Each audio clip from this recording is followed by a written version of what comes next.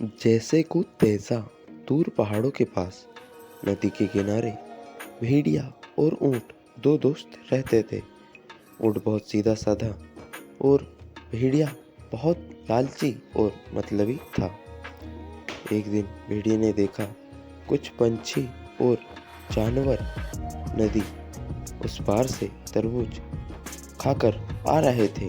तभी उसके अंदर लालच आई और उसने अपने दोस्त ऊंट के पास जाकर बोला कि ऊंट भैया, नदी उस पार बहुत सारे तरबूज लगे हैं, चलो हम लोग भी तरबूज खाकर आते हैं।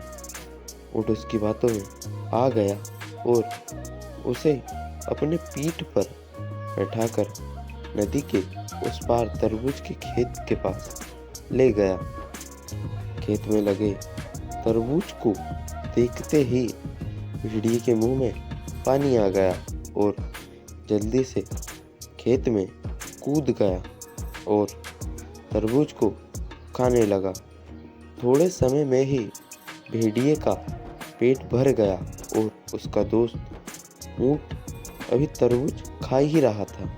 फिर भेड़िया ने सोचा, इसका पेट तो बहुत बड़ा है, ये तो एक दिन में सारे तरबूज खा जाएगा, फिर हमें नहीं मिलेगा।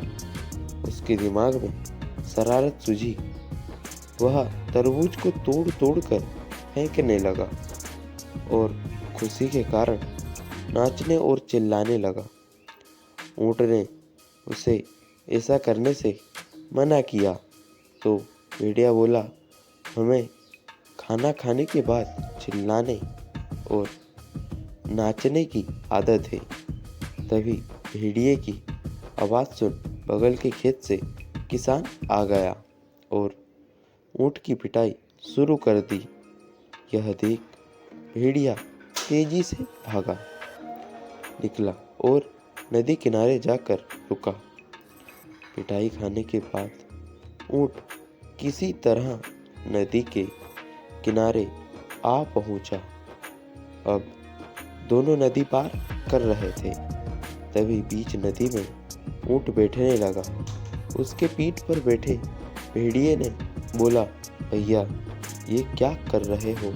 ऊंट ने बोला, मुझे खाना खाने के बाद पानी में बैठने की आदत है। और वह पानी में बैठ गया और लेटने भी लगा। भेड़िया पानी में बहते बहते बहुत मुश्किल से किनारे लगा और उसको अपने किए पर पछतावा होने लगा। नैतिक सीख, हमें किसी को धोखा नहीं देना चाहिए और किसी के सीधेपन का फायदा भी नहीं उठाना चाहिए। जय श्री राम दोस्तों।